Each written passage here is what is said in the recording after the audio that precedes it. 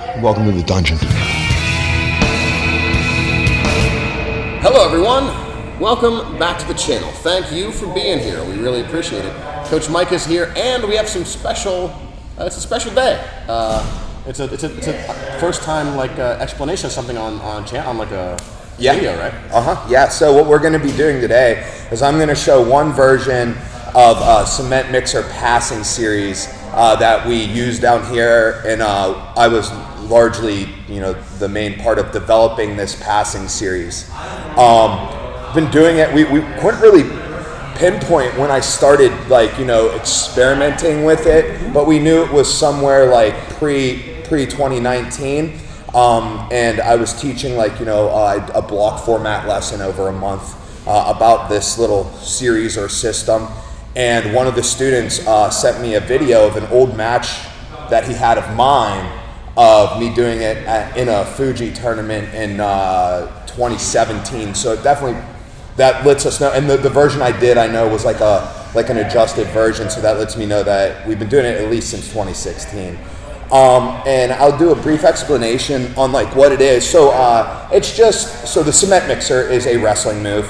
And it's a pretty flashy move. It comes from the front head position. You got a chin and a shallow underhook. You hit a pretty heavy gator roll style thing towards the underhook side. It whips them over, boom, puts them in a pinning position. If you're looking for some videos on it, recently Flow Wrestling posted a highlight of Mark Hall, who was a national champion for Penn State. He just did it, got a pin with it at the US Open just last week.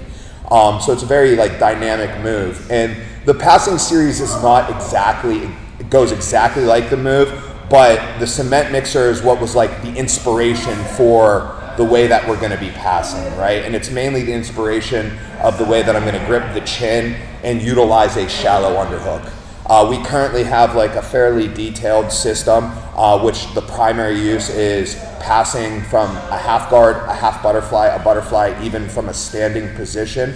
And then in the positions it leaves us some good positions to attack either, some chokes from side control, a kimura from side control, and also take the back, and it's still evolving.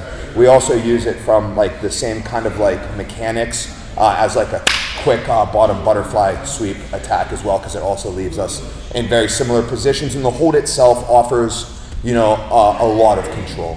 So I'm going to show one version of it today, and it's the first time that any instruction will be published to the world on it. And I think largely the reason is a little bit unsure of myself. I see some other people doing things similar to it, and they have much better credentials than me. So it's who's gonna care what I have to say and stuff like that. But I've been watching a lot of Jordan teaches Jiu-Jitsu, and he recently commented on the page something very positive, and it just it really inspired me to just just put it out there, and if you like it, you like it. If you don't, that's fine as well. But us as a team have been utilizing it very heavily, and a lot of the team members have added to it. It's my thing. I started developing the series and the system and the procedures for it, and then some people will come back to me with hey, is it okay if I do it with an overhook from here? And I'm well, let me see it. And I'm yeah, seems to work. Now it's part of the system, so people have added to it. So it's become a big team thing. And that's one of the main reasons why I didn't name it after myself, I didn't want to name it the Wilkins this or that. I wanted to name it something that didn't put too much emphasis or ownership on me. It's for the people. Yeah, no, that was very big of you. All right, let's get into it. So today we're going to look at it from a half butterfly position. So my partner's going to go down, we'll go half, and he'll throw a butterfly hook in on this opposite side here. So Jared's going to be playing up on his side here. He could be up on his elbow or on his shoulder, and we're in this hand fight position here. What I'm going to look to accomplish is a shallow underhook. When I attach myself to this shallow underhook, I'm pulling the shoulder in towards my chest, yet I still have my elbow in front of the rib cage for some distance control and framing. Something that we're going to be aware of immediately is him coming through for this mirror lock type situation, but since I know how prevalent it is, I feel it's rather easy to defend either by fighting into it, letting the elbow slip, or letting the hand slip. Because we're aware of it, it's not going to catch you by surprise, so I think we're kind of safe for that.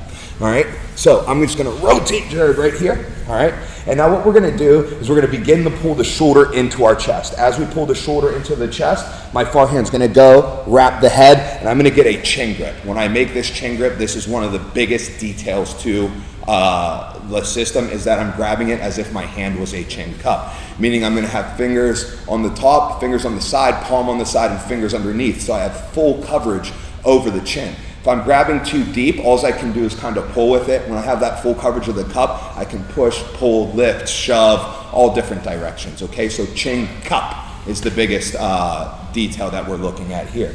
I'm gonna capture the chin cup, and then I'm gonna go right over my left shoulder into a shoulder roll. That leaves us in this kind of like parallel position. I have a slight angle here. Now, since I had a shallow underhook and I have that chin control, elbows come into the ribs using lats to squeeze big muscles, and this gives me great control over Jared's initial movements. The typical initial movements are either a roll towards my legs, in which my underhook takes care of that by controlling this shoulder, or B, a roll towards my head, in which the chin grip pulling away takes care of that as well. From here, I'm going to hip heist over the top, so I'm going to hip heist towards cross side control here. By bridging towards Jared, I'll go over my left leg, bringing my right leg high, and then I drop my hip down to the mat. One of the things you're going to see here is there's a fair bit of separation between my hips and Jared's legs, making the re-guard rather difficult, and I've maintained good chin control, so I'm able to elevate the head.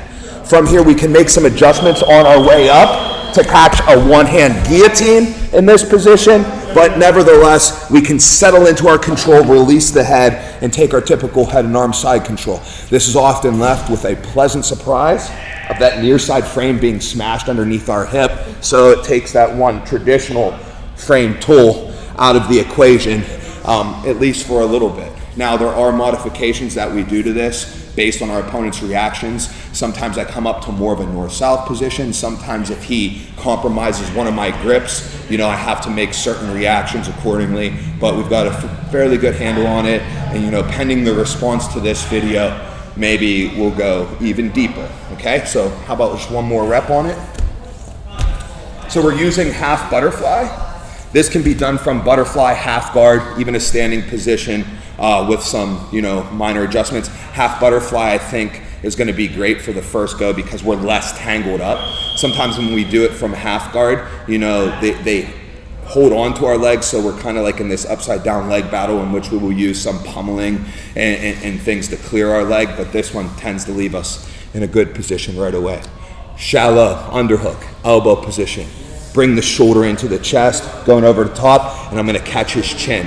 As you get better at this, this will become one motion on the roll over. I've got chin, shallow underhook. Go ahead, Jared, take any direction on me here.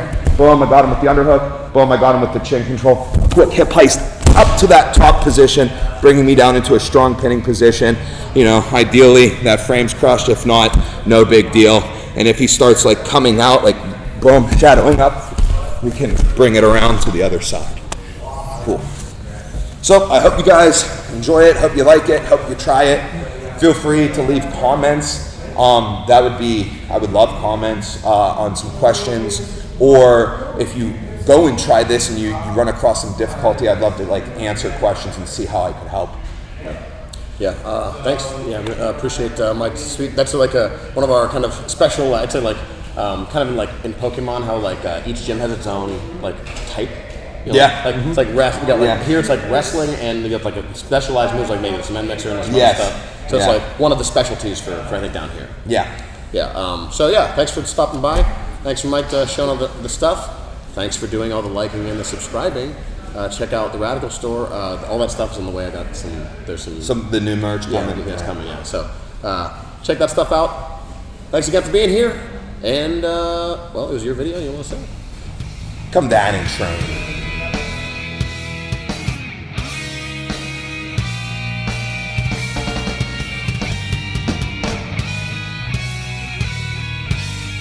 Yeah, dude, for example. Is it on Mike's teaching the mixer. Instagram. There's 35 people in it, so I couldn't keep track of what was in it. Hey Christian, how you doing? Good. Kristen, How was you like training? come in the video? What? You gonna come in the video? No, I get too camera shy. Walk in and The say hi. tism's too strong. Yeah. All right, you ready? Yeah. All right. Mike, thank you. See you later. Yep, I'll see you. See ya. All right. Man, so fucking sweaty. Yeah. So that was a good round. Yeah. I'm pissed I didn't fuck Jason up, but I mean, like, I believe him. Yeah. We deserve it.